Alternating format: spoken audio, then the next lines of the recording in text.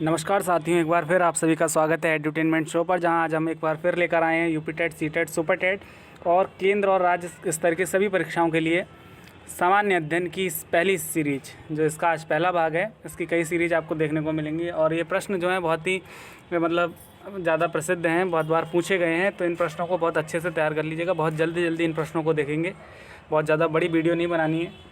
तो वीडियो को शुरू करने से पहले अगर आप हमारे चैनल पर नए हैं तो हमारे चैनल को सब्सक्राइब करके बेल आइकन दबा दें, जिससे आने वाली वीडियोस का नोटिफिकेशन आपको मिलता रहे।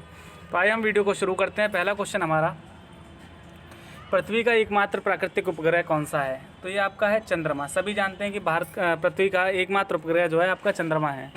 अगला प्रश्न है, गांधी फिल्म में गांधी की भूमिका किसने निभाई थी? तो ये थे जो है अंग्रेज अभिनेता बेन किंग्सले।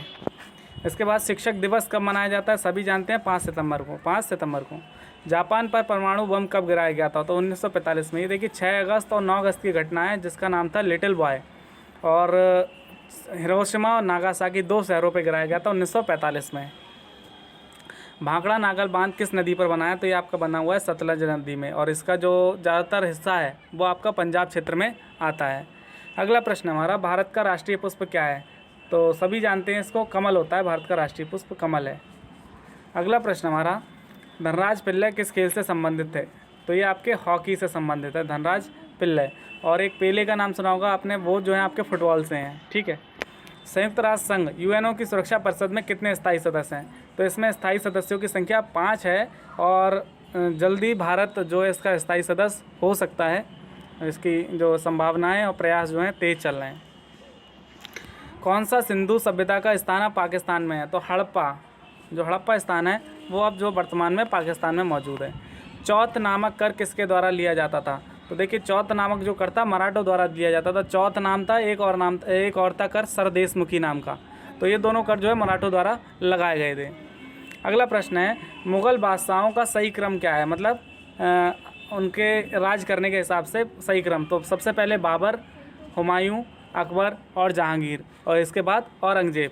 तो ये जो है इनका सही क्रम है। अगला प्रश्न है, भूदान आंदोलन किसने शुरू किया था? तो भूदान आंदोलन जो है विनोबा भावे ने शुरू किया था, विनोबा भावे ने। भारत में अंग्रेजी शिक्षा किसने शुरू की थी? तो अंग्रेजी शिक्षा शुरू करने का श्रेय जो है लॉर्ड मैकाले को जाता है। फ्लाइंग सिख से नाम से किसे जाना जाता है? तो आप सभी जानते हैं मिल्खा सिंह। उनके ऊपर जो है पिक्चर भी बन चुकी है, मिल्खा सिंह द फ्लाइंग सिख, तो उनको जाना जाता है। नींबू और संतरे में कौन सा विटामिन पाया जाता है? तो नींबू और संतरे में जो विटामिन पाया जाता है प्रचुर मात्रा में, वो आपका विटामिन सी। अगला प्रश्न हमारा, उदय शंकर किससे संबंधित है? तो उदय शंकर जो है वो नृत्य से संबंधित है। किससे? नृत्य से। संविधान के प्रारूप समिति के चेयरमैन कौन थे? तो थे डॉक्टर भीमराव अम्बेडकर। त्रिस्तरीय पंचायती राज व्यवस्था में सर्वोच्च स्थान पर क्या होता है? तो इस पर होता है जिला परिषद। लक्षद्वीप की राजधानी क्या होती है? तो लक्षद्वीप की राजधानी जो है कावरत्ती द्वीप। श्रीलंका की मुद्रा का क्या नाम है? तो भाई श्रीलंकन रुपया, इसको बोलते हैं श्रीलंकन रुपया। डिस्कवरी ऑफ इंडिया पुस्तक किसने लिखी? जवाहरलाल नेहरू जी ने। जवाहरलाल नेहरू कौन थे? भारत के प्रथम प्रधानमंत्री थे, और इन्होंने पुस्तक लिखी थी भारत की खोज, डिस्कवरी ऑफ इंडिया। गुरुत्वाकर्षण की खोज किसने की थी? तो सर आइजैक न्यूटन ने। नोबेल पुरस्कार प्राप्त करने वाले प्रथम भारतीय कौन थे? तो ये थे रविन्द्रनाथ टैगोर, जो इनको साहित्य के क्षेत्र में मिला था। इनकी रचना गीतांजलि के लिए वर्ष 1913 में। द्रोणाचार्य पुरस्कार किससे संबंधित है? तो ये द्रोणाचार्य पुरस्कार जो है खेल कूद में दिया जाता है। वीरता का मतलब ये हो गया अभूतपूर्व प्रदर्शन करने के लिए नहीं, करवाने के लिए, अर्थात गुरु को दिया जाता है, जो कोच होते हैं उनको दिया जाता है। खजुराहो मंदिर कहाँ स्थित है? खजुराहो मंदिर आपका स्थित है मध्य प्रदेश में स्थित है खजुराहो का मंदिर। राष्ट्रीय रक्षा अकेडमी कहाँ स्थित है? नेशनल डिफेंस अकेडमी आपका स्थित है देहरादून में, ठीक है। और अगला प्रश्न हमारा, रामकृष्ण मिशन की स्थापना किसने की थी? तो ये की थी स्वामी विवेकानंद ने। स्वामी विवेकानंद जो उनके शिष्य थे।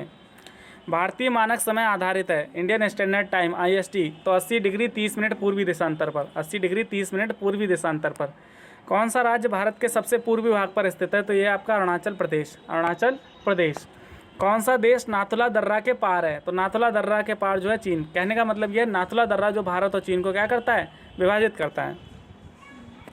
पृथ्वी के नज़दीक वायुमंडल की सबसे निचली परत कौन सी है? तो वो है आपकी क्षोभ मंडल। सबसे निचली परत कौन सी है? क्षोभ मंडल। इसके बाद संताप मंडल। अगला प्रश्न है, भारतीय सेना में विजयंत नाम किसका है? तो विजयंत नाम का एक जो है टैंक है, युद्ध टैंक है।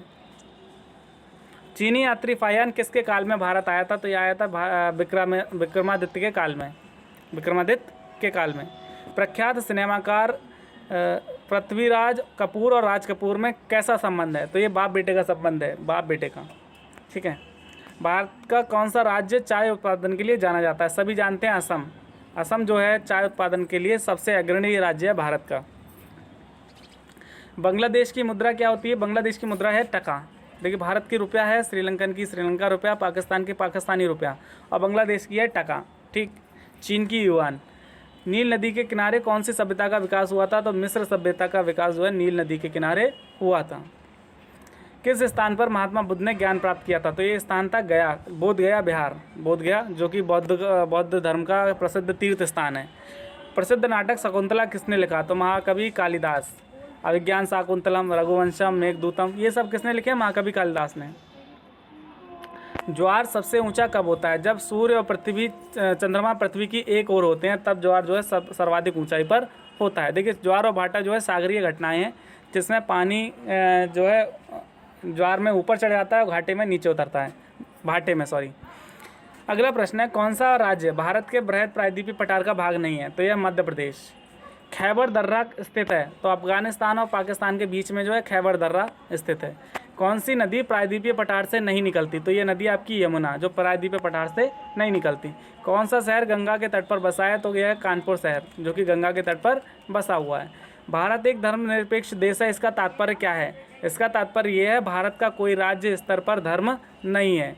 भारत में किसी धर्म विशेष का मतलब राज्य स्तर पर कोई धर्म विशेष नहीं है, सभी धर्मों को समान मान्यता दी गई है।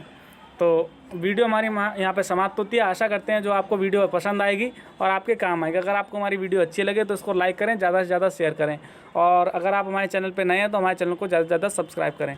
अगर आप किसी भी परीक्षा, यूपी-टेट, सी-टेट, किसी भी टीचिंग एग्जाम की तैयारी कर रहे हैं तो हमारे चैनल से ज़रूर जुड़ें और हमारे चैनल को ज़्यादा से ज़्यादा सब्सक्राइब करें। तो thank you for watching our video. Thank you very much.